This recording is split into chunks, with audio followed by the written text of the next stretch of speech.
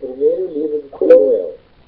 Houve um homem de Ramataim, de Zoquim, da região montanhosa de Efraim, cujo nome era Elcana, filho de Jeroão, filho de Eliú, filho de Tou, filho de Zufi, efraimita. Tinha ele duas mulheres. Uma se chamava Ana, e a outra Penina. Penina tinha filhos, Ana, porém, não os tinha. Este homem subia da sua cidade de ano em ano a adorar e a sacrificar ao Senhor dos Exércitos em Silo.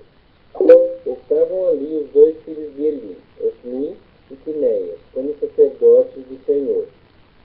No dia em que Elcana oferecia o seu sacrifício, dava ele porções deste a Penina, sua mulher, e a todos os seus filhos e filhas. A Ana, porém, dava porção dupla, porque ele a amava, ainda mesmo que o Senhor a houvesse deixado estéril. A sua rival a provocava excessivamente para irritar, porquanto o Senhor lhe havia aferrado a madre. E assim o fazia ele de ano em ano. E todas as vezes que Ana subia à casa do Senhor, a outra a irritava, pelo que chorava e não comia. Então Elcana, seu marido, lhe disse: Ana, por que choras?